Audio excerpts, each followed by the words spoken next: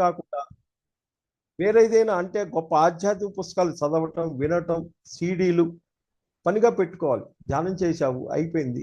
పుస్తకాలు చదవాలి, అది అయిపోయింది. లేకపోతే ఇంకా క్లాసులు వినాలి, అది అయిపోయింది. ఇంకా ఏదన్నా ఉందా కొత్తది, దాన్ని ఎప్పుడు కూడా చేస్తూ వెళ్ళాలి. ఎప్పటికప్పుడు మనం చేయగలని చేస్తూ చేసిన ఆధ్యాత్మిక పనులను విడిచిపెట్టి మరి కొత్తగా గోల్స్ను పట్టుకొని వాటిని సాధించే ప్రయత్నంలో ఉండాలి. పురుష ప్రయత్నం ఆధ్యాత్మిక విషయాలపై ఉంచి ప్రాపంచికంగా అప్రయత్నంగా వాటిపై వచ్చే వాటిని తీసుకున్నప్పుడు ఎటువంటి ఒత్తిడి లేకుండా సంపూర్ణ ఆనందంగా ఉంటుంది. ఏంటంటే ఆత్మపరంగా ఏదన్నా అవసరమైతే కోరి వదిలిపెట్టాలి, కానీ ఆధ్యాత్మిక కోరుకొని సాధించవచ్చు. ఒక క్లాస్ వినాలి, ఒక పుస్తకం కావాలి, అది వచ్చింది అనుకో, మళ్ళీ దాన్ని విడిచిపెట్టాలి, మళ్ళీ ఇంకో దాని మీద ఆత్మపరంగా కోరుకొని సాధించవచ్చు. ప్రాపంచిక కోరికలు అనేది ఉండాలి, కానీ అది కొంతవరకు సున్నితంగా కోరుకోవాలి. ఇది పాయింట్. దాని తర్వాత వచ్చేళ్ళకి మన వాస్తవానికి మనమే సృష్టికర్తలము. ఏంటి అసలు ఇది? ఈ భూమి అనేది పాఠశాలలో జీవించే ప్రతి జీవి నిజానికి తన వాస్తవానికి తానే సృష్టించుకుంటుంది అనేది ఒక మూల ఆధ్యాత్మిక సిద్ధాంతం. ప్రాపంచిక వడిలో ఉన్నటువంటి జీవితంలో వ్యక్తులకు తమ జీవితాన్ని లేదా సంఘటనలను లేదా పరిస్థితుల పైనుండి ఎవరో నిర్ణయిస్తున్నారు అనుకోవటం సహజం. అనుకుంటారు పైన ఎవరో ఇస్తున్నారు అనేది సహజం. ముఖ్యంగా మంచి సంఘటనలు ఎదురైనప్పుడు వాటిని మనం కోరుకున్నవే అనుకున్నప్పటికీ చెడు సంఘటనలు ఎదురైనప్పుడు, అంటే అకస్మాత్తుగా ఒక యాక్సిడెంట్ గురి కావటం, సాంఘికంగా పెద్ద సమస్యను ఎదుర్కోవటం, లేదా రాత్రి ఎదురయ్యే ఆర్థిక స్థితులు మార్పులు జరిగినప్పుడు మాత్రం ఇది మనకి ఎలా సంభవించింది, ఇక్కడ వస్తుంది పాయింట్. ఇది ఎట్లా సంభవించింది, దీన్ని మనం కోరుకోం కదా అని ఆలోచించడం కూడా సహజమే. అది అంటాము, ఇది అంటాము. నిజాన్ని మన వాస్తవానికి మనమే సృష్టికర్తం అన్నటువంటి సత్యాన్ని ఆత్మస్థితి నుండి అర్థం చేసుకోవాలి. నేను అంటే శరీరము మనసు మాత్రమే కాదు, బుద్ధి ఆత్మ కలిసి అన్న స్థితికి ఎదగాలి. ఇక్కడ 4 ఉన్నాయి, శరీరము మనసు బుద్ధి ఆత్మ, కానీ రెండింటి మీద పెడుతున్నాం. మరి ఆ స్థాయి నుండి మన వాస్తవాన్ని మనమే సృష్టించుకుంటున్నాం అని అర్థం చేసుకోవాలి. మనకి వ్యతిరేకంగా లేదా అనుకూలంగా జరిగే సంఘటనలు నిజానికి గత జన్మల సంస్కార ఫలితాలే. అయితే ఈ జన్మలోని కర్మలో భాగంగా మనం ఎదుర్కొనే మంచి లేదా చెడు సంఘటనల్ని ఆధ్యాత్మిక పాఠాలుగా నేర్చుకొని తీరాలి. గత జన్మల్లో ఉన్నాయి, మోసుకొని వచ్చాము, అవి అనుభవించాల్సిందే. అది ఎట్లా జరిగిందంటే నీ యొక్క దివ్యనేత్రంతో అసలు గతం ఏంటి, ఎట్లా వచ్చావు ఏంటనేది నువ్వే తెలుసుకోవాలి. నీకు తెలుసుకుంటే నీకు తెలుస్తుంది. బుద్ధుడు అంతటి వాడు ఒక రేతి నుంచి తెల్లాల్లోకి ఎన్నో 600 జన్మలు తెలుసుకున్నాడు ఆయన. మనం ఎందుకు తెలుసుకోలేం? మంచి లేదా చెడు సంఘటనలు ఎప్పుడు ఆధ్యాత్మికం నేర్చుకొని తీరాలి అన్న విషయం భాగంగా నిజానికి అటువంటి పరిస్థితులు మంచి చెడు మనమే సృష్టించుకుంటాము. అసలు భూమి మీద మంచి చెడు అసలు లేనే లేదు, కానీ మన వాడక భాషలో ఉంది మంచి చెడు అని. మనమే సృష్టి వెరసి మన వాస్తవాన్ని మనమే సృష్టికర్తలు అన్న సత్యాన్ని ఆత్మస్థాయి నుండి మనం గమనించాలి. శరీరము మనసుతో మనం చూసుకుంటున్నా కానీ బుద్ధి ఆత్మతో సహా ఇది నేనే కోరుకున్నాను, దీని అన్నిటికీ నేనే కారణము అని ఎప్పుడైతే నువ్వు దాన్ని యాక్సెప్ట్ చేశావో అప్పుడు అది మార్పు రావటానికి ఒక మార్గం దొరుకుద్ది. నువ్వు అంగీకరించకుండా ఏది జరగదు. చాలా మందికి నీ వాస్తవానికి నువ్వే సృష్టికర్తలని చెబితే వెంటనే వాళ్ళ ప్రాపంచిక పదిలో ఉన్నటువంటి గోల్స్లు నేను ఏది కోరుకుంటే అది అవుతుందా? ఇక్కడ ఈ ప్రశ్న వేస్తారు. నేను ఏది కోరుకుంటే అది అయిద్దా అంటే కోటీశ్వరుని కావాలని లేదా పెద్ద సినిమా యాక్టర్ కావాలని అనుకుంటే అవుతుందా? ఇది కూడా అడుగుతారు. నేను ఇట్లా కోరుకోవాలనుకుంటున్నాను, అవుతుందా అని ప్రశ్నించడం సహజం. ఒకవేళ మళ్ళీ అది మనస్ఫూర్తిగా కావాలనుకుంటే ఖచ్చితంగా అయ్యే తీరుతుంది. అయితే అది ఈ జీవిత కాలంలో మనం తీసుకున్న లేదా నేర్చుకోవటానికి వచ్చిన ఆధ్యాత్మిక పాఠాల్లో మ్యాచ్ అయ్యి ఉంటే అవుతుంది. నువ్వు తెచ్చుకున్న డిజైన్ ప్రకారం ఏదన్నా ఉండి ఈ జీవిత కాలంలో దానికి ఏదన్నా మ్యాచ్ అయితే అవుతుంది. వెరసి అనుచడం మన వాస్తవానికి మనమే సృష్టికర్తలుగా ఉండాలి. ఈ జీవితంలో ప్రతి క్షణం వర్తమానంలో ఆనందంగా జీవిస్తూ భవిష్యత్తుని చక్కగా తీర్చిదిద్దుకోగలం. వర్తమానంలో ఉండి భవిష్యత్తుని తీర్చిదిద్దుకోగలం. వర్తమానంలో ఉంటూ గత అనుభవాలు పరీక్షిస్తూ వర్తమానంలో తిరిగి జాగ్రత్తగా వర్తమానాన్ని సృష్టించుకుంటాం. ఈ రోజు లేనిది రేపు భవిష్యత్తు లేదు. ఎంతకాడి ఎట్లుంటాం అంటే గతంలో పెట్టుకున్నాం, ఆ గతాన్ని వదలం, ఇంకా అదే పీక్కుంటూ ఉంటాం. ఇంకా వర్తమానాలు ఎప్పుడు వస్తాం? కాబట్టి గతాల్లో ఉన్న మంచిని మనం ఆనందిస్తూ దాన్ని అక్కడిది రిలీజ్ చేసి వదిలేస్తే అప్పుడు నువ్వు వర్తమానంలోకి వస్తావు. ఈరోజు ఉంటేనే కదా రేపు.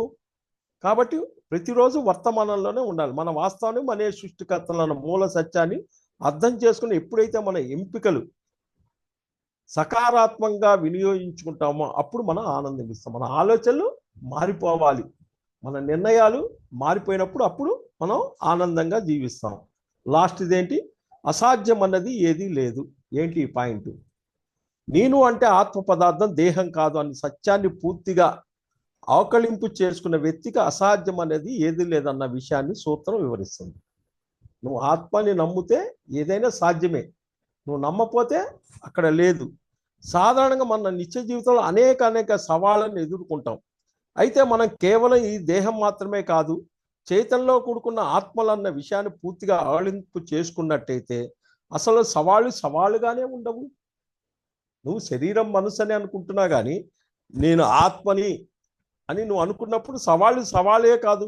ఆ స్థాయి నుండి ఈ భూమి మీదకి మనకు కావాల్సిన ఏదైనా సులభంగా పొందగలము. నిజానికి అసాధ్యమైనది అంటూ ఏదీ లేదు. ఆత్మ చేసే ఈ సుదీర్ఘ ప్రయాణంలో అనేక జన్మల్లో తీసుకొని ఎన్నో పాత్రలు పోషిస్తుంది. ఒక్కరోజా ఎన్నిసార్లు వచ్చామో, ఎన్ని పాత్రలు పోషించామో మొత్తంగా చూసినప్పుడు ఈ జన్మలో అసాధ్యం అనుకున్నది మరో జన్మలో లేదా ఈ జన్మలోనే పొందే అవకాశము లేదా నేర్చుకునే అవకాశం ఎప్పుడూ ఉంటుంది. ఏ జన్మలో అయినా నేర్చుకునే అవకాశం ఎప్పుడు ఉంటుంది. అయితే ఎప్పటికప్పుడు ఆత్మ చైతన్యాన్ని విస్తరింపు చేసుకునే ప్రయత్నంలో ఆత్మ తన ఒక్కొక్క జన్మలో ఒక్కొక్క రకమైన పాత్రను నిర్దిష్టించుకొని ఎంచుకొని వస్తుంది. ఒక భూమి మీద ఫస్ట్ తెల్ల కాగితంలా పంపించారు, మరకలన్నీ పడినాయి, వెళ్ళిపోతూ ఉంటారు. మరి ఆ ఫుల్గా వైట్ పేపర్ కావాలిగా నువ్వు నీ ఇంటికి చేరాలంటే. ఎప్పటికప్పుడు ఈ ఈ సోలు భూమి మీదకి వచ్చి ఎప్పటికప్పుడు దాని యొక్క చైతన్య స్థాయిని పెంచుకుంటూ వెళుతుంటుంది. కాబట్టి పాత్ర మార్పు అనేది అసంభవం తప్ప మిగతా అన్ని సాధ్యమే. రూపాలు మారినాయి, సోలు మారుతూ ఉంటుంది, దానికి కావాల్సినంతంతా తీసుకుంటూ ఉంటుంది. కాకపోతే గత జన్మల జ్ఞానాన్ని అనుసరించి ఒకసారి ఆత్మస్థితిని నిర్ణయించుకొని వచ్చాక మళ్ళీ ఈ పాత్ర నాకు ఈ పాత్ర వద్దు అనుకోవటం కేవలం తాత్కాలిక దేహభ్రాంతి. నువ్వే నిర్ణయించుకొని వచ్చావు, నువ్వే పుస్తకం రాసుకున్నావు, అన్నీ నువ్వే చేశావు. ఎట్లా? ఈ భూమి మీదకి వచ్చేటప్పుడే నీ భార్య నీతో మాట్లాడింది, నీ భర్త నీతో మాట్లాడాడు, నీ పిల్లలు నీతో మాట్లాడారు. మొత్తం డిజైన్ అంతా కూడా అయ్యి సినిమా నాటకం అయి భూమి మీదకి వచ్చి ఇక్కడ ఎవడో చేశాడు, ఓ భగవంతుడా నాకు కాపాడమంటే ఎట్లా కాపాడతారు? నీ భర్త చెప్పాడు, నేను ఈ టైంలో ఈ ఇబ్బందులు పడతాను, ఇవన్నిటి నీకు ఇష్టమా? ఒప్పుకుంది. భార్య చెప్పింది భర్తకి, అన్నీ పిల్లలతో సహా మొత్తం డిజైన్ అయి నీవు అంతా రాసుకొని వచ్చిన ప్రకారమే కలుగుద్ది. కానీ ఇక్కడ ఏమంది? కేవలం తాత్కాలిక దేహభ్రాంతే. అసాధ్యం అనేది ఏది లేదు అన్న విషయం మనం ఒప్పుకోలేనంతగా ఈ భూమి మీద అనేక మంది చేదు అనుభవాలు పొందటం వలన కాలక్రమేణగా అది సాధ్యం కావు. చెప్పటానికి బాగే ఉంది అనే సూత్రం వచ్చింది. నిజానికి వాటన్నిటిలో రెండు విషయాలు సరిగ్గా జరిగి ఉండవు. అసాధ్యం అనుకున్న ఒక లక్ష్యం మనం పెట్టుకున్నప్పుడు దాన్ని సాధ్యం చేసుకోవటానికి మనం కష్టపడవలసి ఉంటుంది. ఏది కూడా ఈ భూమి మీద కష్టపడకుండా ఏది జరగదు. ఊరికి ఇంట్లో కూర్చుంటే ఏది జరగదు. ధ్యానం చేయాలంటే కష్టపడాలి, పుస్తకం తెచ్చుకోవాలంటే కష్టపడాలి, పుస్తకం చదవాలంటే కష్టపడాలి, అన్నీ కష్టపడాలి. భౌతికంగా అయినా కష్టపడాలి, ఆధ్యాత్మికంగా కష్టపడాలి. ఏది రాదు. మనం నిర్ణయించుకున్న లక్ష్యాన్ని చేరుకునేంత వరకు విశ్రాంతిగా కృషి చేసి విధిగా చెయ్యాలి. మనల్ని మనం షేప్ చేసుకోవాలి. ఇవన్నీ చేయలేక మధ్యలో ఆగిపోయి దాన్ని ఒప్పుకోలేక బయట వాళ్లకు సిద్ధాంతం కరెక్టే కానీ ప్రాక్టికల్గా కాదు అనే ఒక ప్రకటితం చేస్తారు. సిద్ధాంతం కరెక్టే చెబుతారు, ధ్యానం చేయమన్నారు, ధ్యానం ఎంతవరకు చేస్తున్నారు ఎవడికి తెలుసు? నువ్వు ఎంతవరకు చేస్తున్నావు, ఎంత సమయం చేస్తున్నావు, సమాజంలో ఎంత నాటకం ఆడుతున్నావు, నువ్వేం చేస్తున్నావు ఇంకోటికి ఎట్లా తెలుస్తుంది? మళ్ళా వచ్చి సార్ మీరు ధ్యానం చేయమన్నారు, నాకు ఇవన్నీ పోలేదంటే నువ్వేం నాటకం ఆడుతున్నావు? ఎవడికి తెలుసు అది? ఏం పుస్తకాలు చదువుతున్నావు? ఎంతవరకు నీ మాట దుర్వినియోగం అవుతుంది? నీ ఎనర్జీ ఎంత లాస్ అవుతుంది? అడుగుతారు. అడిగినప్పుడు నేను ఏం చదువుతాను? సహజంగా నన్ను అడుగుతారు చాలా మంది. అప్పుడు నేను ఎవరు చదువుతాను? నేను సొంతంగా చదువుతా అంటే, ఇన్నాళ్ళు మీరు భగవంతుడు పూజలు చేశారు కదా, పులిహార దద్దోజనాలు అన్నీ, పోయి ఆయన్ని చొక్కా పట్టుకోమన్నది. నేను ఇదే చదువుతా మాట. ఆయన్ని చొక్కా పట్టుకోండి, మమ్మల్ని పట్టుకున్నారు కదా, వాళ్ళని కూడా పట్టుకోండి. అమ్మో భయం అండి. కాబట్టి మన స్థాయిని మనం పెంచుకోవాలి. రెండో కారణం, మనకు అసాధ్యం అనేది ఏమీ లేదు కదా, దీన్ని ఎలాగా పొందాలని మనం పెట్టుకునే లక్ష్యంలో లోపం ఉంటుంది. మీరు పెట్టుకునే లక్ష్యంలో లోపం ఉంటుంది. అంటే నిజానికి మనం పెట్టుకునే లక్ష్యం ముందుగా మనం నిర్ణయించుకొని వచ్చిన ప్రధాన విషయాలు వ్యతిరేకంగా ఉంటాయి. మనం నిర్ణయించుకుని వచ్చినవి వేరు, వ్యతిరేకంగా ఉంటుంది. ఉదాహరణకి ఒకటి తెలుసుకున్నాం.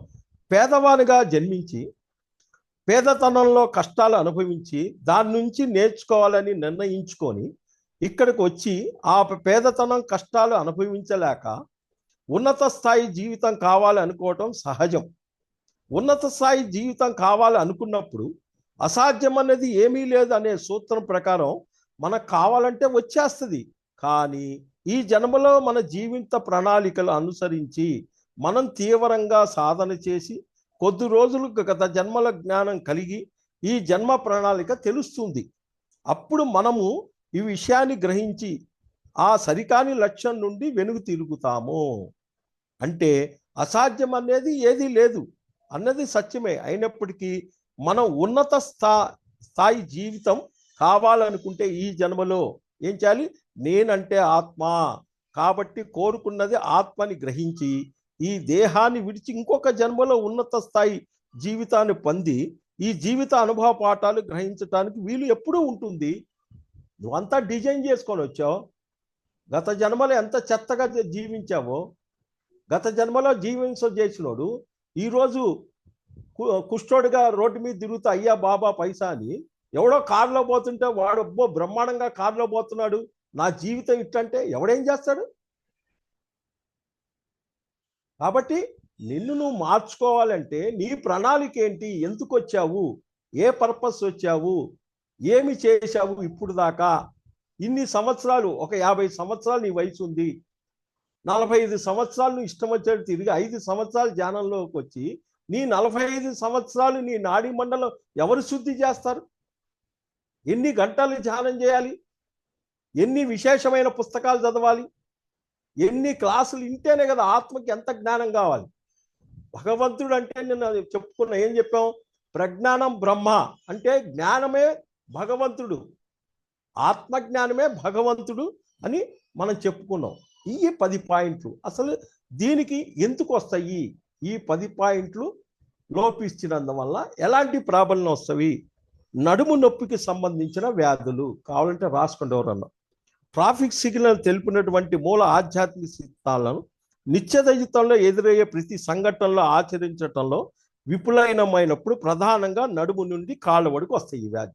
ఈ 10 పాయింట్లు ఎక్కడైతే నీ జీవితంలో డెఫిసిట్ పడిందో ఏమొస్తుంది? నడుము నుంచి కాళ్ళ వరకు ఉన్న సమస్యలు ఈ 10 పాయింట్లు జ్ఞానం కావాలి లోపల. ఎలా అయితే సమాజంలో ఆర్థిక స్థిరపడి తన కాళ్ళపై తాను నిలబడగలిగాడో అంటామో, అదేవిధంగా ఆత్మపరంగా తొలి దశలో బయట విషయాలపై ఆధారపడినప్పటికీ నేర్చుకోవటంలో భాగంగా ఒకానొక స్థితికి తానుగా నిర్ణయం తీసుకుంటూ మధ్య మార్గంలో సంపూర్ణంగా జీవించగలిగే స్థితికి చేరాలి. సమాజంలో అంటే నీకెరా, నీ కాళ్ళ మీద నువ్వు నిలబడావు, 2 కాళ్ళు ఉన్నాయి, ఒక కాలు భౌతికం, ఒక కాలు ఆధ్యాత్మికం. ఆధ్యాత్మికం ఏది? కాబట్టి మధ్య మార్గంలో జీవించాలి, ఏది వదులుకుంటా లేదు. సంసారంలోనే నిర్వాణం అన్నాడు పత్రిసార్. బ్యాలెన్స్ జీవితం ఉందా? కాటా బ్యాలెన్స్ చేస్తే డిఫరెన్స్ ఉండకూడదు, ఎక్కువ కూడా 1% ముంగు ఉండటానికి వీల్లేదు. పైన తెలిపిన విధంగా మూల ఆధ్యాత్మిక సిద్ధాలపై కాని అవగాహన లేనప్పుడు ఈ భూమిపై మనగడకు కావాల్సినటువంటి జ్ఞానం లేనట్టుగా అర్థం చేసుకోవాలి. ఈ మూల ఆధ్యాత్మిక సిద్ధాంతాలు తెలవకపోతే అర్థం చేసుకోవాలి. ఈ జ్ఞానాన్ని ఎప్పుడైతే మన జీవితంలో ఆహ్వానించడానికి విఫలం అవుతామో అజ్ఞానం నుండి కలిగే నిరోధాలు నడుము నిండి కాళ్ళ వరకు కేళ్ళకి ప్రాంతంలో వస్తుంది. ఇవన్నీ నువ్వు ఎప్పుడైతే నీ మూలమైన అజ్ఞానంతో ఉండి వీటిని ఆచరించకపోయినప్పుడు ఏమొస్తాయి? నడుము లేదా కాళ్ళు కీళ్ళు ప్రాంతంలో అనారోగ్యం వస్తుంది. ఆధ్యాత్మిక సిద్ధాంతాలు తెలిసినప్పటికీ వాటిని ఆచరించడానికి అవసరమైనటువంటి ఒదిగే గుణం అంటే ఫ్లెక్సిబిలిటీ, అంటే సత్యాన్ని చేరుకోవటంలో ముందుకు ఉరకటం, సత్యాన్ని పూర్తిగా మోకరిల్లటం మొదలైన ప్రధాన గుణాలు లోపించటం మూలంగా మోకాళ్ళ సమస్యలు పొందటం జరుగుతుంది. ఫ్లెక్సిబిలిటీ ఉండదు, ఇగో నేను చెప్పిందే జరగాలి, వంగే గుణం ఉండదు, ఏది ఉండదు. అక్కడ వస్తే మోకాళ్ళు ఎప్పుడు మనం నేర్చుకున్న మూల ఆధ్యాత్మిక సూత్రాలు పూర్తిగా అవగాహన చేసుకొని వాటికి తిగ్గట్టుగా మైండ్ని ప్రిపేర్ చేసుకున్నప్పటికీ వాటిని ఆచరణలో పెట్టవలసినటువంటి సంఘటనలు మరి విషయాల్లో కాళ్ళు మోపకపోవటం ప్రధానంగా పాదం యొక్క సమస్యగా పొందుతాము.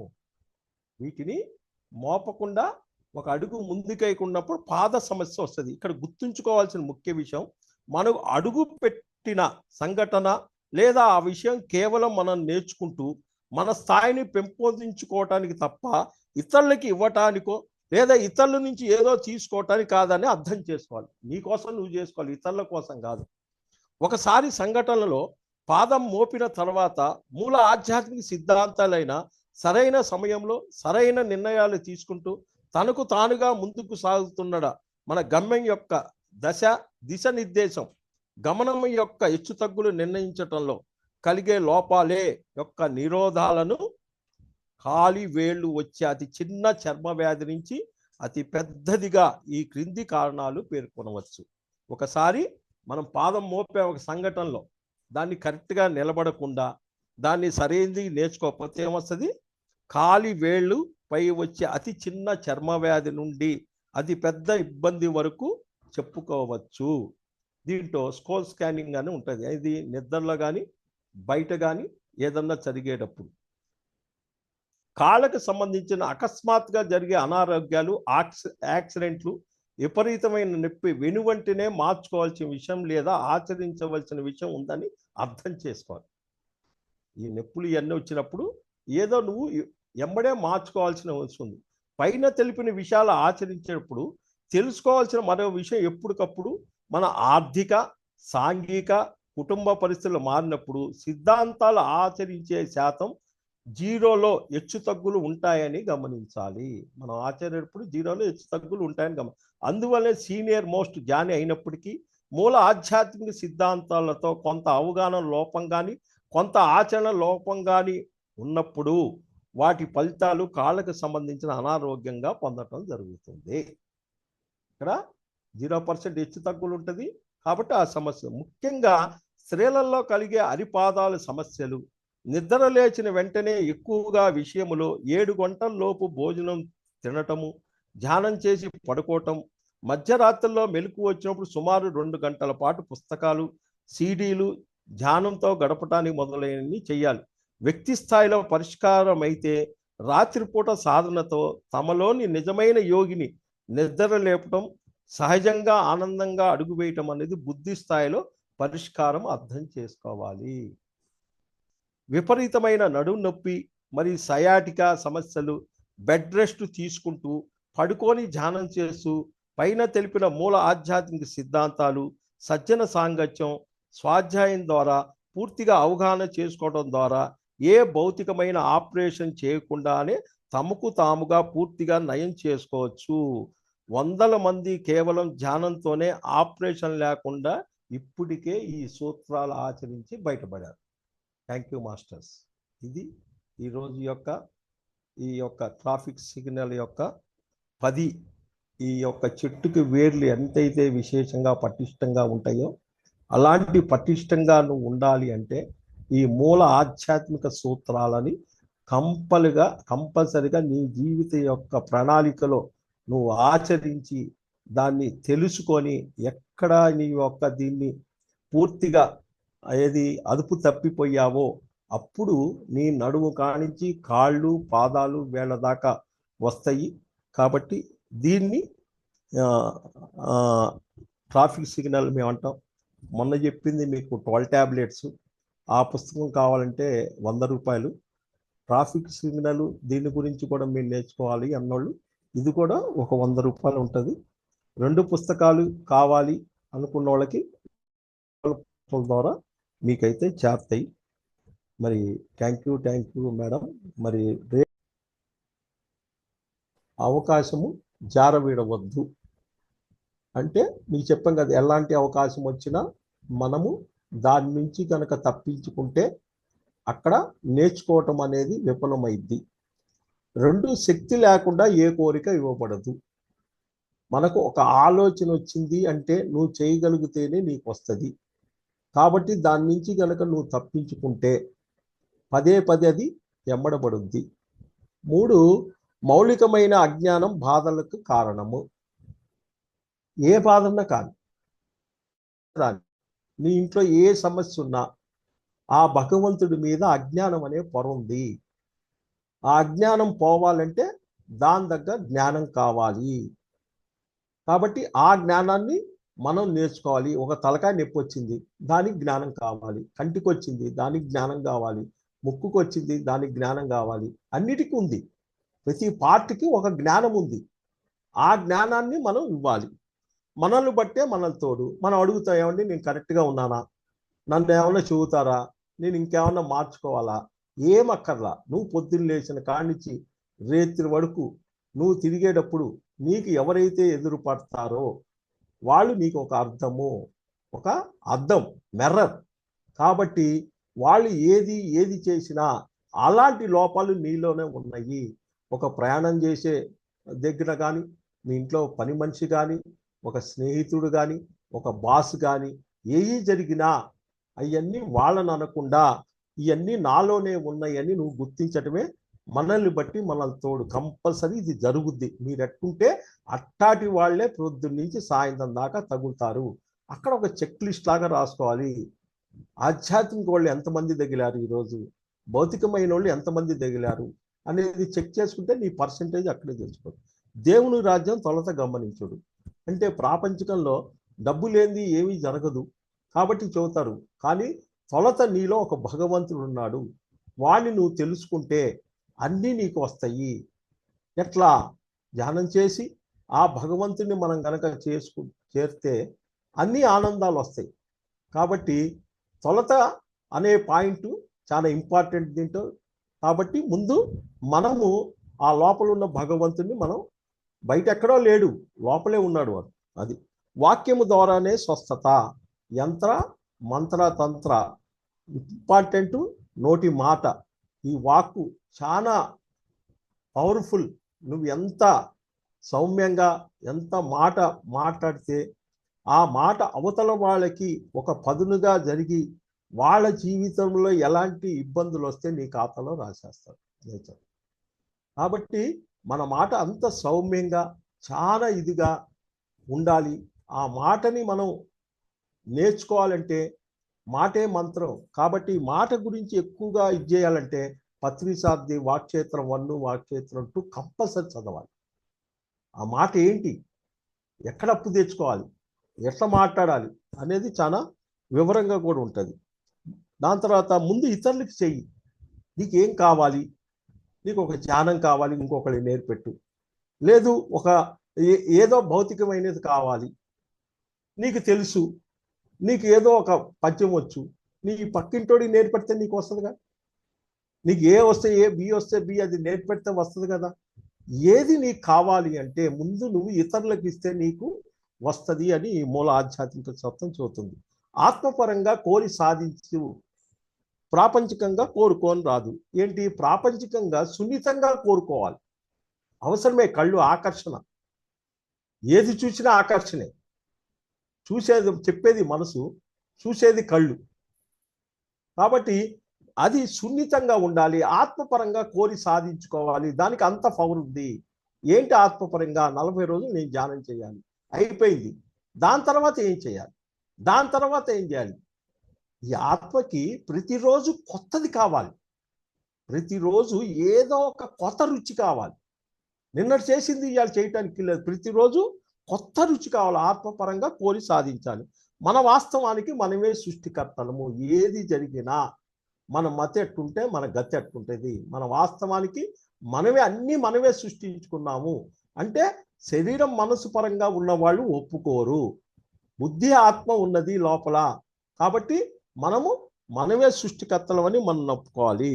దాని తర్వాత అసాధ్యం అన్నది ఏదీ లేదు, ఏదైనా సాధ్యమే. ఎట్లయిద్ది? నువ్వు ఆత్మపరంగా ఎదిగితే సాధ్యమైద్ది, శరీరపరంగా మనసు పరంగా ఎదిగితే అది ఏదైనా సాధ్యమే. కానీ గత జన్మ ప్రణాళిక ఉంది కదా, గతంలో నువ్వేం చేశావు, ఈ జన్మ ఎట్లా డిజైన్ చేసుకొని వచ్చావు, ఎట్లా భూమి మీదకి వచ్చావు, నువ్వు ఒక పుస్తకం రాసుకొని వచ్చావు కదా. ఆకాశ రికార్డు అదే. వస్తుంటావు, పోతుంటావు, సంతకం పెడతావు, మళ్ళీ కిందకు వస్తావు, మళ్ళీ బయటికి మళ్ళీ వెళ్తుంటావు, సంతకం పెడతావు. ఆ ప్రణాళిక తెలవాలి కదా.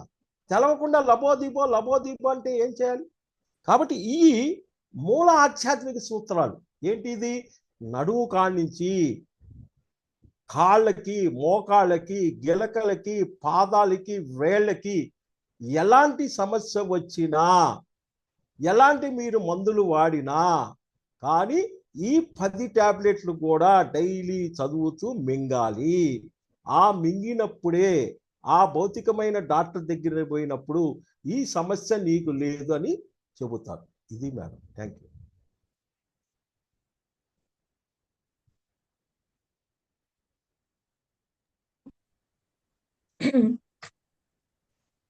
Thank you sir. దీంట్లో ఒకటి అనుభవం చెబుతాను మేడం, టైం ఉంది కాబట్టి ఒక అనుభవం చెబుతాను. చెప్పండి సార్. 3 రోజులు ఆస్ట్రేలియా సర్జరీ. నా పేరు ఆత్మానంద. నేను విశాఖపట్నం చింతలగ్రహారం గ్రామంలో నివసిస్తాను. నాకు వెన్నులో విపరీతమైన నొప్పి వచ్చింది. అది ఎడమ కాలిలో పూర్తిగా పాకేది. 4 అడుగులు వేసేసరికి నడవలేక కూర్చొని దాన్ని వారం రోజుల పాటు విపరీతంగా బాధపడి న్యూరాలజిస్టు వద్ద చూపించుకున్న ఎంఆర్ఐ స్కాన్ చేసి వారం 10 రోజులు ఆపరేషన్ చేయించుకోవాలని డాక్టర్ గారు చెప్పారు. అప్పటికే నేను ధ్యానం చేయటం వల్ల ఆపరేషన్కి వెళ్ళే ధైర్యం లేక మరి ధ్యానంలో తగ్గించుకోవాలని దృఢ సంకల్పంతో పూర్తిగా 40 రోజుల పాటు పడుకొని ధ్యానం చేస్తూ గడిపాను. మొదటి 3 రోజుల పాటు పెద్దగా మార్పు రాలేదు. అప్పుడు డాక్టర్ జీకే గారి సలహా మేరకు అదే పట్టుదలతో ధ్యానం కొనసాగించినప్పుడు 4వ వారానికి నొప్పి కొద్దిగా తగ్గటం మొదలైనది. 6 వారాల తర్వాత ధ్యానంలో నాకు ఎవరో వచ్చి వెన్ను దగ్గర చేతితో వ్రాసినట్టు భౌతికంగా భావన కలిగింది. అదే అనుభవం సుమారు 3 రోజుల పాటు ఒకే సమయంలో సాయంత్రం 4 గంటలు కలిగింది. 3వ రోజు అనుభవం కలిగేటప్పుడు థియేటర్లో సినిమా చూస్తున్నాను. వెన్నులో ఏదో స్పర్శ కలిగేటప్పటికి ముందు 2 రోజుల అనుభవం గుర్తుకొచ్చి కొద్దిసేపు ధ్యానంలోకి వెళ్ళిపోయాను. తర్వాత నా వెన్ను నొప్పి పూర్తిగా తగ్గిపోయింది. ఏ ఆపరేషన్ జరగకుండానే తగ్గించుకొని బెంగళూరు వరకు కారులో ప్రయాణం చేయటం, ఇంట్లో అన్ని పనులు చేసుకోవటం. ఈ మధ్యనే మా అబ్బాయి వివాహం కూడా చేయటం జరిగింది. ఎన్నో పనులు చేశాను. ఎటువంటి నడుము నొప్పి కూడా మళ్ళీ తలెత్తలేదు. ఎటువంటి ఆపరేషన్ ఖర్చు లేకుండా ధ్యానం ద్వారా నొప్పి తగ్గించుకోవటంలో ఈ ధ్యానానికి 10 మంది అందివ్వాలని సంకల్పంతో కరపత్రాలు ముద్రించడంలో పెద్ద ఎత్తున ఆర్థిక సహాయం చేయటం జరిగింది. ఇది ఒక నడుము నొప్పి ఉన్నామా మనకిచ్చింది అనుభవం. ఇంకొక అనుభవం కూడా చూస్తాను, టైం ఉంది కాబట్టి. నా పేరు సత్యనారాయణ బంగారం, శ్రీకాకుళం పట్టణం నివాసి. 2005 సెప్టెంబర్లో నాకు ధ్యానపరిచయం అయింది. 2006లో ఒక చిన్న యాక్సిడెంట్ జరిగింది. నాకు ఇప్పుడు అది అంత ప్రమాదమైనదిగా అనిపించలేదు. కానీ 6 నెలల తర్వాత నడుము నొప్పి మొదలైంది. న్యూరాలజిస్ట్, ఆర్థోపెడిక్ డాక్టర్ చూపించుకుంటే ఎంఆర్ఐ స్కాన్ చేసి డిస్క్ చితికిపోయింది, ఆపరేషన్ చేయాలని అన్నారు. నడుము నుంచి కుడికాలు అంతా విపరీతమైన నొప్పి, తిమ్మిర్లు భరించలేనట్టుగా ఉండేవి. అప్పటికే నేను ధ్యానం చేస్తూ ఉండటం, ధ్యానంలో తగ్గించుకోవాలని దృఢ సంకల్పంతో డాక్టర్ జీకే గారి సలహా మేరకు ఆచార సాంగత్యంలో తగ్గించుకోవాలని నిర్ణయించుకున్నాను. డాక్టర్ జీకే గారి ఆధ్వర్యంలో pyramid spiritual society health care సెంటర్లో అడ్మిట్ అయ్యి 40 రోజులు ఉన్నాను. 24 గంటలు పడుకొనే ధ్యానం చేస్తూ, పూర్తి బెడ్ రెస్ట్, ఆధ్యాత్మిక పుస్తకాలు చదువుతూ, సీనియర్ మాస్టర్ అనుభవాలు వింటూ నాకు వచ్చే అనుభవాలు కళల గురించి పూర్తిగా జీకే గారితో కౌన్సిలింగ్ తీసుకునేవాడిని. ఈ విధంగా అనారోగ్యం కేవలం 40 రోజుల్లోనే పూర్తిగా తగ్గించుకున్నాను. ఇప్పుడు నా వ్యక్తిగతమైన పనులు చేసుకుంటూ శ్రీకాకుళం జిల్లా అంతా ధ్యాన ప్రచారం చేస్తున్నారు. ఇది వాళ్ళు తగ్గించుకుంది. ప్రతి పుస్తకములో స్పిరిచువల్ టాబ్లెట్ టోటల్ 37 పుస్తకాలు ఉంటాయి. ఒక్కొక్క డిసీజ్కి ఒకటి ఇస్తాం.